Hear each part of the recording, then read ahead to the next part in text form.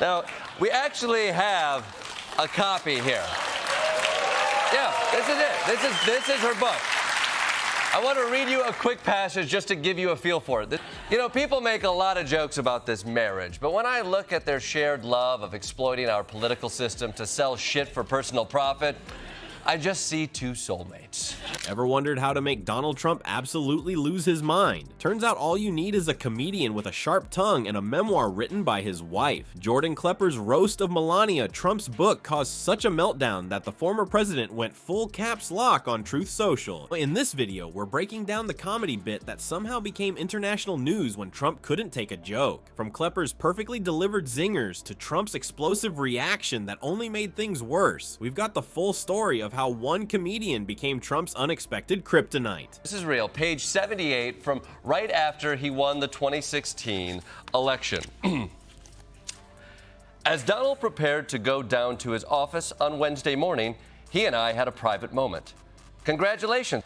And you're the first lady, he said. Good luck. I gotta wipe away a tear on that one. What an achievement. All those other people. And you won. You're the president of the United States of America. Ever wonder what parts of Melania's book made Jordan Klepper famous overnight? It wasn't just what he said, it was how he said it. Klepper's razor-sharp wit and bone-dry delivery transformed what could have been ordinary jokes into internet gold. When he aimed his comedic crosshairs at Melania's memoir, something magical happened. Klepper wasn't setting out to start a war with the Trump family. He was simply doing what comedians have done since the dawn of time, making fun of a celebrity cash grab disguised as literature. But his particular brand of deadpan delivery hit different. While other comedians might have gone for low-hanging fruit, Klepper dissected the book with surgical precision. The memoir itself was a comedy goldmine. Melania's bizarre comparison of herself to Marie Antoinette, because nothing says "I understand the common folk" like identifying with a queen who allegedly said, "Let them eat cake." From. It is hard. It's very difficult. Very difficult. And yesterday, Melania paid a visit to her husband's other true love, Fox. That is a heartwarming moment that definitely wasn't created by ChatGPT. Turns out writing is hard when you don't have Michelle Obama to plagiarize. Fox News, where she revealed an interesting personal tidbit about her husband. Would you have married Donald Trump if you had a crystal ball that said he would be president? That's a interesting question. Then there were the strange childhood anecdotes that read like they'd been written by someone who'd never actually been a child, just heard about the concept. What made Klepper's takedown so effective wasn't just the jokes themselves. It was his commitment to exposing the emptiness lurking beneath the glossy cover. He treated the book exactly as it deserved, not as a serious literary work deserving respectful critique, but as a transparent attempt to cash in on celebrity status without offering anything of substance. The comedy segment highlighted the weird disconnect between Melania's carefully crafted image and the reality that peeked through in her writing. One minute, she's positioning herself as a fashion visionary with deep metaphorical insights. The next, she's sharing marriage details that make viewers cringe so hard they risk facial injury. Klepper managed to point this out without even breaking his trademark poker face. Well, one of the things she... Oh. No pajamas, huh? That's a steamy image. By the way, does he ever sleep? He doesn't sleep much. He does, of course. Does he wear needs to. pajamas? No. No. What does he wear when he sleeps, Melania? And just imagine that scene. Trump under the covers, dressed only in his long red tie. Melania says, "You are naked in bed." And he says, "And you are the first lady. Good luck."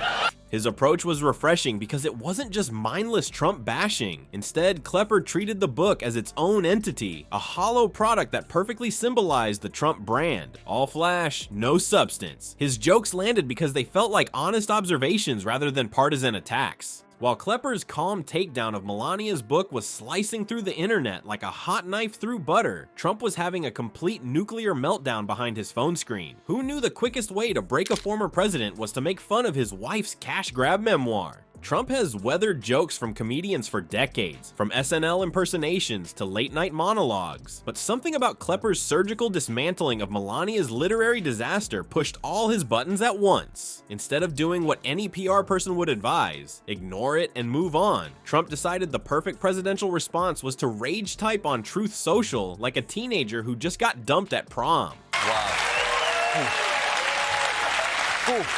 Whoa. Pretty sexy stuff. But maybe hearing about Donald Trump's bedtime routine from Melania doesn't get your engines revving. Fortunately, Stephen Miller is a sexual matador. Is that because he's literally a walking red flag?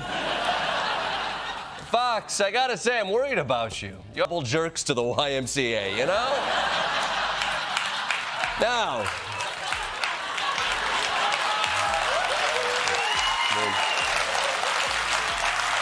his post read like a greatest hits album of Trump insults with gems like Melania says you are naked in bed, and he says, and you are the first lady. Good luck. Failing comedian Jordan Klepper thinks he's funny, but he's just a loser who can't get real laughs. Sad.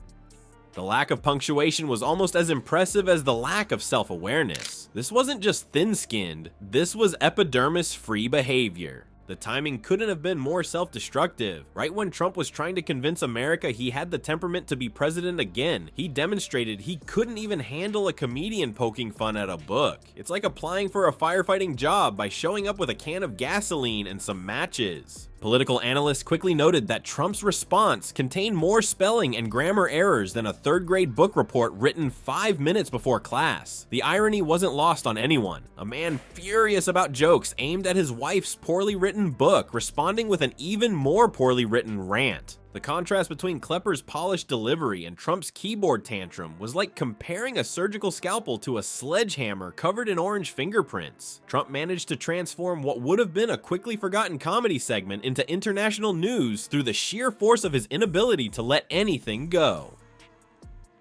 What media experts found most revealing wasn't just Trump's reaction, but his pattern of self-defeating behavior. By melting down so spectacularly, he inadvertently amplified Klepper's jokes to an audience thousands of times larger than would have seen them otherwise. It's like trying to put out a small fire with a tanker full of gasoline. So what's the big lesson here? Comedy might just be democracy's secret weapon. As Dr. Jeffrey Jones puts it, satire is a vital part of democracy, serving as a check on power and a means of engaging citizens in political discourse. When Klepper pointed his comedic laser at Melania's book, he wasn't just making us laugh. He was starting a national conversation about leadership that CNN's serious analysts couldn't manage with 1,000 panels. And Trump? His tantrum revealed more than any investigative journalism could. That's the beautiful irony. Comedians often deliver the most honest political commentary by simply highlighting absurdities with a punchline. When a politician explodes over a joke, they're basically handing you their psychological profile on a silver platter.